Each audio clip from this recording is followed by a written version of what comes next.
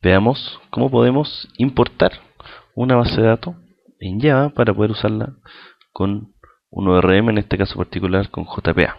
Cómo podemos hacer esto a través de NetBeans y que se genere de forma automática.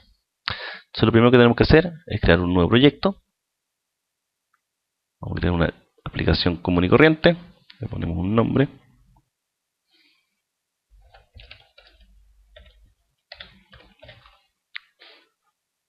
Y creamos entonces nuestro proyecto. Y ahora lo que tenemos que hacer es importar las distintas cosas que vamos a necesitar en el proyecto. Para ello nos vamos acá a Libraries, ¿ya? Y tenemos que agregar una librería, ¿ya? Y aquí nos vamos a Import y buscamos aquí la librería que se llama Eclipse Link, que es esta de acá. Entonces agarramos Eclipse Link, lo seleccionamos y después le decimos Import. Y por supuesto pues la agregamos. Y además de la librería de Eclipse, tenemos que agregar el jar de Postgres JDBC4, que eso lo tenemos que descargar de la página correspondiente. Una vez que tenemos eso, podemos proceder a la importación de la base de datos. La gracia de este ORM de JPA y de NetBeans es que él es capaz de crear solo las clases y con todo lo necesario para emular el comportamiento de la base de datos. Para ello entonces nos presionamos el botón derecho sobre el proyecto, le ponemos New y dentro de las opciones nos va a aparecer Entity Classes from Database. Si no aparece esta opción, hay que poner Other y buscar acá dentro de las distintas opciones donde se encuentra esta. Debemos buscar donde se encuentra. En este caso, en la carpeta Persistence, podemos encontrar Entity Classes from Database. Presionamos el siguiente. Y ahora lo que tenemos que hacer es la conexión con la base de datos. Para eso ponemos nueva conexión. Y aquí seleccionamos que queremos una base de datos Postgres, ¿bien? Donde ya tenemos incluido, ¿cierto?, el driver. Ponemos Next, nos piden el host. Ocuparemos este host,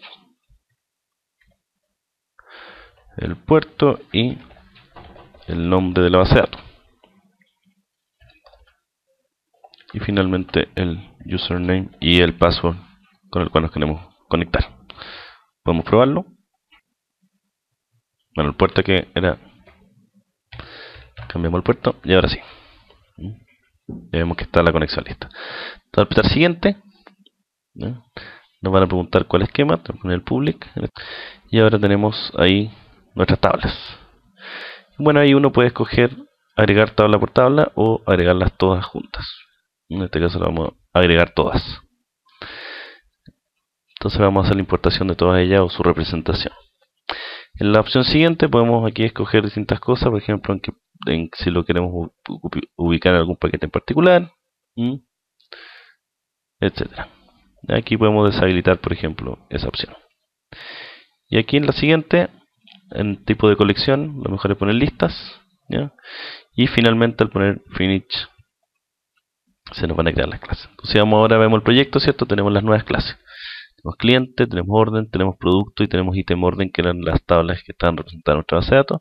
Y además, por tener una clave primaria compuesta, nos genera una nueva clase. Si vamos a ver cliente, vamos a ver aquí una serie de cosas. Están las name query.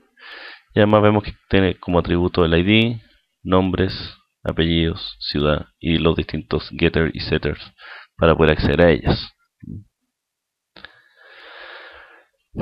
Y después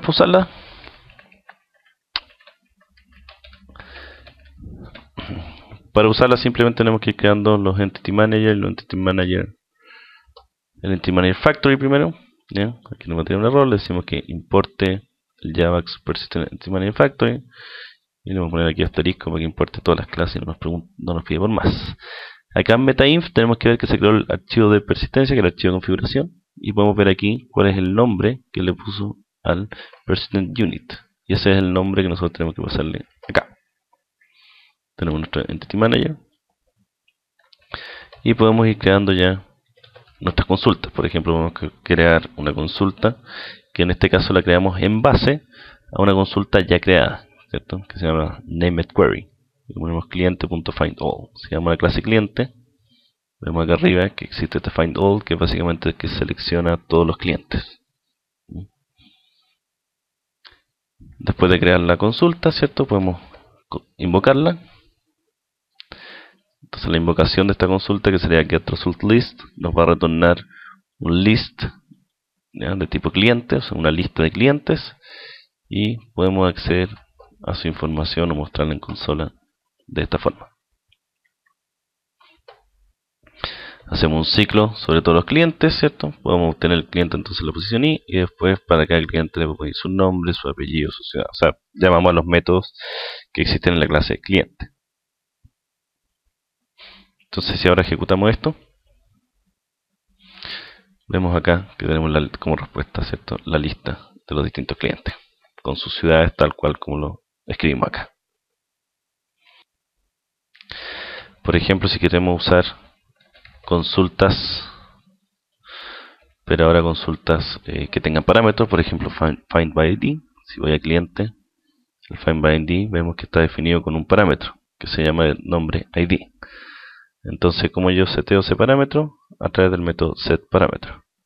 Entonces, a la consulta creada pongo setParameter, digo cuál es el nombre del parámetro que estoy seteando y le pongo un valor. Por ejemplo, entonces le estoy diciendo que me dé el cliente con ID 1.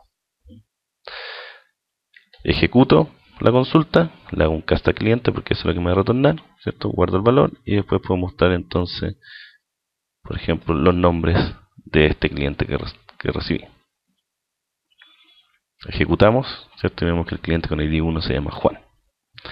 Además, si yo quisiera, puedo hacer una consulta nativa, es decir, poniendo SQL directo a través del método createNativeQuery. Aquí puedo ocupar, por ejemplo, select contra asterisco from orden o, where o.cliente igual, y vamos a ocupar el mismo ID del cliente anterior.